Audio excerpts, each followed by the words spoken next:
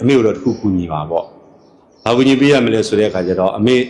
ရဲ့သမီးတို့ရဲ့ဦးလေးအိမ်သားဖြစ်သူတောင်းပန်ပေးပါတဲ့အမေမှာပြစ်တွေရှိမှာပေါ့နော်ဒီပြစ်တွေရှိရင်လည်းတခါကြီးခွင့်လွှတ်ပေးဖို့ရအတွက်သမီးကတောင်းပန်ပေးရမယ်တဲ့နောက်သမီးတို့အလုပ်သမားတွေပုံမှာလည်းအမေကတခါပြောမဆိုမှတွေရှိမယ်ရှိရင်အမေကိုခွင့်လွှတ်ပေးပါကျန်တဲ့ဆိုင်ဝန်ထမ်းတွေကိုလည်းအကုန်လုံးတောင်းပန်ပေးပါတဲ့မေတောင်းပန်ပါတယ်တဲ့မေတော့မရတော့တော့ဘူးထင်တယ်အဲ့ဒါလေးပြောပြီးသိမကြောက်စုသိကြပါကဲအစာမစားတဲ့ချိန်နှလုံးခံကလည်းရှိ